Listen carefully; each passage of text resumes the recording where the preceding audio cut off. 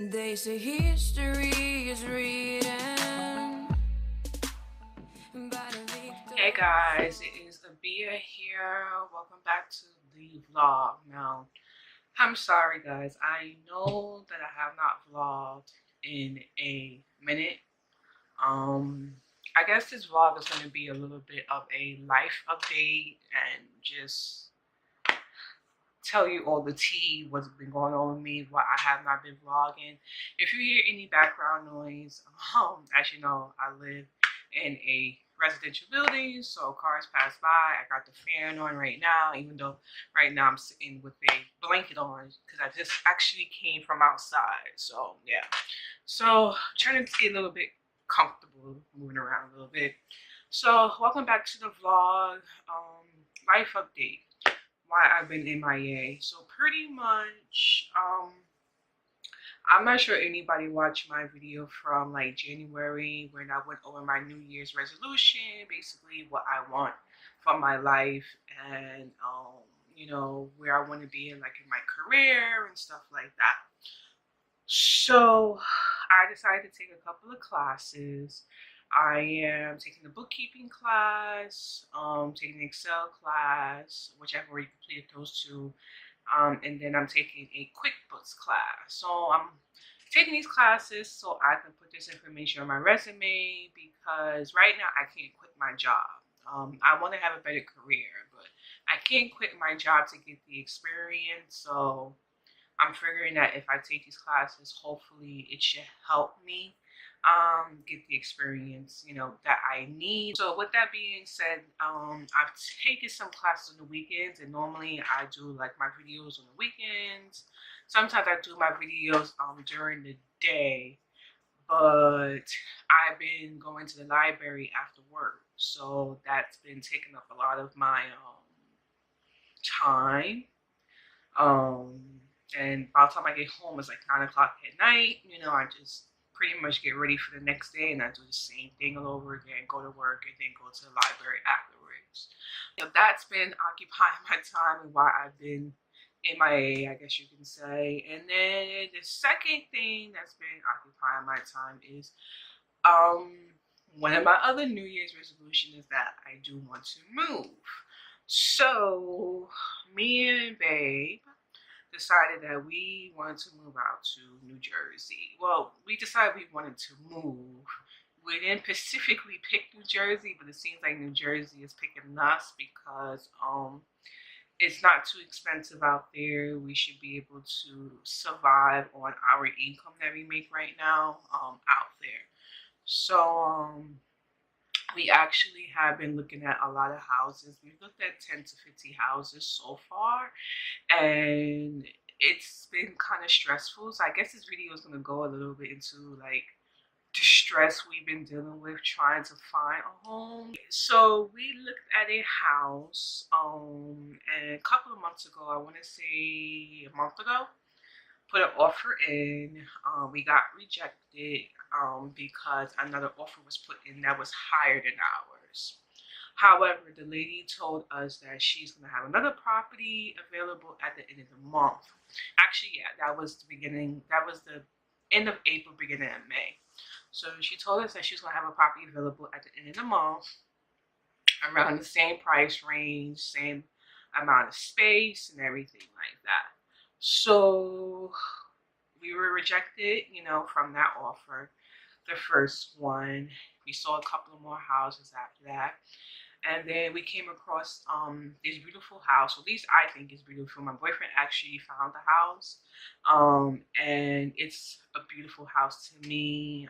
It fits basically everything that I want for a house. It's not too big, it's not too small.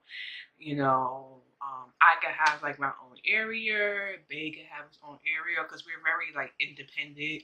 We've both lived on our own for so long, so trying to become one could be somewhat difficult. So we think it's important for us to have like our own space for that time that we need to get away from each other.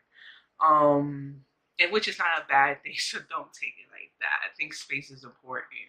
So we put in an offer in for that house, and the offer was accepted. Well, actually, the offer was rejected because we came in underneath asking price. And then the lady said she's only taking asking price or more, first come, first serve. So we put in a second offer. She accepted the offer. Everything seemed like it was working out pretty well. But what we noticed is that we was looking at some of the information that was listed on the website, and part of the listing stated that the place had a garage.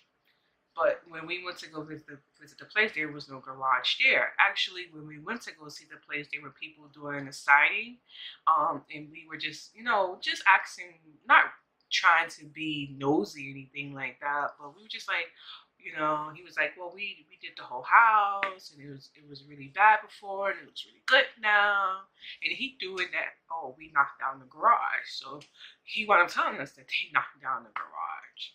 Now, this is going to come into a factor of why I mention this later on, or why I mention this now. This is going to come into a factor later on in the story. My boyfriend contacted the lawyer and stated, that it states here that the place came with a garage, and they said, oh, they had to knock it down, blah, blah, blah, whatever. So we left it alone. We just kind of was like, whatever, we're not stressing or anything like that. So now, if anybody knows, or I guess I'll tell you, the two most important things that you're going to do when you have to purchase a house is an appraisal and an inspection. So right now we're up to the appraisal stage. So again, let's keep in mind that the lady stated that she is not taking anything lower than asking price. We put in asking price, she accepted it, everything's good to go. So the appraisal was done this past week, actually. And the appraisal actually came in below the asking price of the property. It actually came in $15,000 lower than the asking price of the property. Now, when we put in our offer, the first time we initially put in our offer, we came in about $7,000 to $8,000 below the asking price of the property. We had no problem increasing and giving her, what she wanted, or giving the seller what she wanted, because it's a she. But we were just like, okay, so the house is coming in below appraisal. So then our real estate person contacted her 2 or 3 times this past Friday. She didn't answer. We sent her an email. She didn't answer. So we're like, okay, what the heck is going on? Like, if you're selling your property, I would think that you would be available to us. We're not asking for you to be in the phone, with anybody for an hour and a half. But come on, we sent this information to you. The appraisal was done, and why you're not getting back to us? Now, I guess I'm trying to have a sense of understanding, because this week is Memorial Day weekend. I don't celebrate Memorial Day, nor do I really care about Memorial Day, but I guess other people do. So, I'm trying to think, maybe that's a factor, but I honestly don't think that's a factor, because this lady has given us a hard time since we started the house, and since we did since we started anything with the house. I think we also even asked her for a refrigerator, because there's no refrigerator in the property. We were asking for a refrigerator instead of putting the garage back, and she said, well, she's not obligated to put a refrigerator in. So we're like, okay. But then the appraisal is done, and the amount of money that you're asking for is not what the appraisal is coming up with. It's completely $15,000 difference. The appraisal is coming up way under than what you're asking for. So, my boyfriend, like I said, the real estate person contacted her Friday, twice, no answer, sent her email, no answer. He called her on Saturday, which was yesterday, called her 5 times, no answer.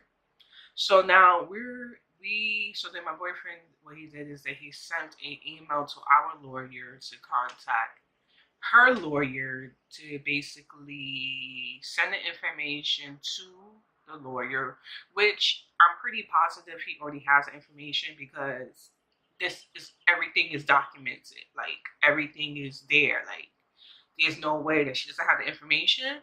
But anyways, they forward the information to the we forward the information to our lawyer to send to their lawyer to say, hey, you know, guys, what are you gonna do? Because this house is coming in $15,000 less than what you're asking for. And clearly it doesn't make any sense because on the actual appraisal documents, if I showed it to you right now, which I'm not, because I'll have to like white out a lot of information, what it does is that it lists homes that was sold. I'm not 100% sure the period of time. I'm assuming they're within a year or two, but homes that sell in the property, that's in a 25-mile radius of our home. And our home, the square foot of it and the size of it and how many bedrooms that it has, the amount that she's asking for is way more than other properties that were sold in that area within a 25-mile radius. So, and I'm like, other properties sell for below below that. They sold for what the property is supposed to be currently. I'm not sure if I'm making any sense, but so I'm not trying to actually give like numbers or anything like that. But let's hypothetically say 300,000 or what have you, and there's 300,000 is for what she's selling it for, and then other properties in the neighborhood are going for 285. That's actually what is going on right now. Other properties are selling at a $15,000 difference or lower than what she's trying to sell her property for. So I'm just like, what the F, you know, like I honestly was just like, I'm flabbergasted. Now the thing is, like, we're newbies, we're new buyers, we're not very knowledgeable in the whole how this whole appraisal situation works, but something that I did learn that I did want to pass on, I guess, in this video or anybody who ever is looking to purchase a home, is that the way they explain it, the way the real estate person explained it to me is that she cannot sell the property for more than the asking. Sorry, she cannot sell the property for more than for what the house is appraised. So if the house is $385,000, sorry, $285,000, and she's trying to sell it for $300,000, she can't be able to get the $300,000 because the house is not meeting the appraisal amount. Now, I did say to my boyfriend that, you know, if she, you know, say that she wants like 290 or something like that, and I'm just throwing out these numbers, it's not actually what the house is worth or anything like that, but let's say she says she wants it for 290 or something like that, then I'm willing to work with her. But my boyfriend was like, there's concessions to it. She's gonna have to put in a refrigerator, she's gonna have to put in a washer and dryer because there's no washer and dryer in the home. If she wants to bring it up another $5,000, then she's gonna have to put a garage in the back, you know, or bring it up to asking price, she's gonna have to put a garage in the back. Because clearly there was something that she did in order to trying to put that expense onto the house. We don't know if it's what she's done to the house, any issues that came up with the house, or if it was from like another house that she purchased, because we're assuming that she flipped houses. That's, you know, what we're pretty much going with. But again, like my boyfriend said, there's going to be concessions. She's going to have to give us something in order to get that extra money, you know. And the way we figure is like, if she purchased, you know, these other items, they may cost her maybe like $1,500 to $2,000. And I'm sorry, guys, I'm just cleaning out my eye for a second. It may run her, you know, $1,500, $2,000. She still will be walking away with $3,000 on top of the money that she's made on the sale of the house. So I'm just like, I don't know. Like, we don't know like what what is going on right now.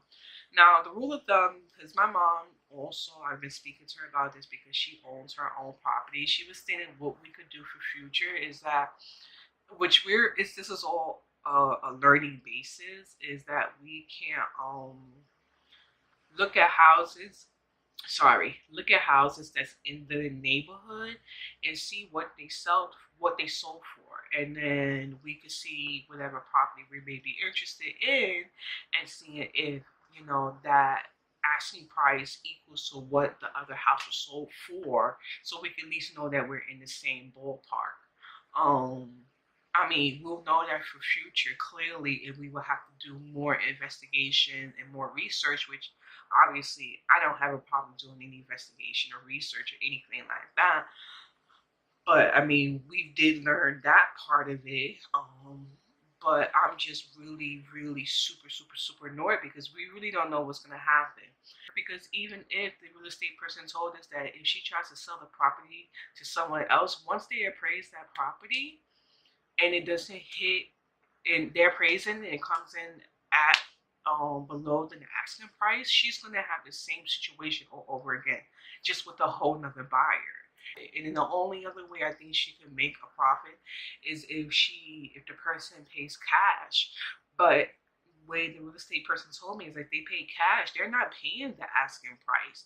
It's way below. It's like half of the asking price. So I'm like, that doesn't make any sense, because between the money that you use to purchase a home, the money that you use to pay the mortgage for the home, pay the taxes for the home, fix the home, and then you're gonna take half of the cash that you're supposed to receive, or say for instance you have a cash buyer, you're only going to take half of that, you're not even going to make any money back. So you might as well go the route and take somebody who has a loan or where the case may be, because you're going to be better off. So all this the thing that is coming up is that the lady who um didn't accept our asking, or our bid, or whatever, our, what do you call it? It's not a bid.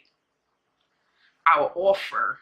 The lady who did not accept our offer the first time, her property goes on the market at the end of this month, and she told our realtor that we were the first to see it. But the only thing is, we told the realtor to let her know that we're not interested in the property because we put in an offer somewhere else. But right now, like, we're backtracking in a way, because now we're like, maybe we should look at this other property, and if anything happens and we see that this is not working out the way it's supposed to be, we're going to drop our offer with the other one and put an offer in with this new property. Now, we don't know if we're going to get the property, but it would seem like less of a headache. Now my thing is like, you better also make sure that your property hits appraisal as well too, because I'm not trying to start this whole process all over again and then paying. I think we paid. He paid $500 to have the appraisal done, or something like that. I think it was like $500 if I'm not mistaken. And then your property doesn't meet the appraisal amount. Like, we not trying to go through this again. But we're giving this lady into, my boyfriend said Monday, but I'm thinking it's probably going to be into Tuesday to get back to us and let us know what she wants to do. But we're not going to drag this out into the end of the week, because at the end of the day, we are the buyers. We're giving you our money. And then with me moving out to Jersey as well too, I need to buy a car. So today I actually, if anybody knows, I went to if you live in the city, or if you live in New York City, they have this place called Major World in Queens. And I went there. I went to actually 2 dealerships. I went to a place called Capels or something like that. And I went to Major World. But honestly, I really didn't like Major World. I felt like I was a mouse in a cage. Like that's how I felt be there. So I doubt that I'm going to go back there. Plus, the guy was so pushy because I was telling him that I was most cases going to be financing through my Bank of America, because I was watching this YouTube video and it says better to finance your vehicle through your bank rather than take these other type of loans. And plus, because I already have a banking account with Bank of America, checking and savings, and my credit card, I figured, why am I even going to go to an outside company if I could use Bank of America? Probably, and plus it'll probably be easier because I'll probably get like extra savings and things like that. So I want to just, I'm probably going to be going that option instead of going to an outside company. But as soon as when I walked in, like put my information down, and then he asked me, "Oh, are you going to finance?" And I said, "Yeah, I plan to finance." "Oh, are you going to finance through who are you going to finance through?" And I said, "I'm going to finance through Bank of America." He says, "Well, are you pre-approved right now?" I says, "No, I'm not pre-approved right now, but I don't see any issue because that's who I bank with." And then he gets up. He says, "Oh, I'll be back in 1 second." He gets up and then he brings his paperwork back. And then he's like, "Oh, fill this out. Put your information, put your date of birth, and put your social." And I'm like, "For what?" And then he's like, "Oh, so that we can see if you'll be approved through us." And I'm like, "I done told you, dude, I am not planning to finance with you guys. I just want the vehicle from you guys. Like, and I just come here to see the vehicle. I did not come here for you to run my credit. I did not come here for that. I come here to see the car, and that's it." I wound up not seeing the car because, actually, which was silly of me, the vehicle was a manual shift and it wasn't automatic. So the vehicle wasn't even an option anyways. But even if, I think that it was meant for me not to go that route, because just how I felt in there, I just didn't really feel comfortable at all. I did go to a dealership before, called Capel's, like I just said. In that dealership, it was okay. I just really don't like salesmen because I feel like they're always trying to get you somehow, some way. Um, so I don't really like salesmen. But I may get the vehicle from there. I did see a Toyota Corolla. The guy was willing to bring it down, as far as the price and everything like that. So, we'll see. I'm going to look at some other options. I'm definitely going to go online and look at some other options of vehicles. But that's also going on while I just been like totally not doing any videos or anything like that on here. So yeah, guys, that's the brunt of it. Um, Schoolwork, house, car, life. I mean, honestly, I really haven't done much. I did do a vlog a couple months back when I had went to Atlantic City, but the vlog wasn't really that good. I didn't really get that much video as much as I should have, so I didn't even bother posting it because it really didn't meet my qualifications as a decent vlog. But I'm gonna try, I can't promise you guys. I'm gonna try to, put some videos up here when I do have the time and stuff like that. I'm definitely gonna do an update video on this whole house situation and just how how this is gonna transpire, how this is gonna end, because I don't know what's gonna happen. Yeah, I keep looking down. I'm sorry. So I have a habit of looking down when I'm thinking. So yeah, so that's pretty much it, guys. That's all that's really going on with my life and everything. I mean, if you guys have any advice on this whole home ownership situation, let me know. If you know somebody who, has a dealership and they're selling cars in good condition, and they're doing their maintenance and things like that, let me know, because definitely I'll be interested in checking out any vehicles basically in the New York area. I'm not going out to Jersey or PA because I don't have transportation. I mean, my transportation is the MTA. And I've been renting vehicles nonstop, so I am done renting vehicles because it gets very expensive. So I do not plan on going far to find my car. So that would have to be in the New York area. If you do know anybody, that would be cool. All right, guys, so that is about it. So give thumbs up to this video if you did enjoy it. I hope that I explained everything that was going on in my life right about now. Subscribe as well too. You can be added to my 56 or 57 subscribers. I don't remember how many it is right now. I'm not here for that. It's just whatever. I just post my videos and post my videos. And definitely hit the notification button so that you can see future videos that I do post here on my channel. All right, guys. Oh, I said buys. All right, guys. Talk to you in the next video. Bye.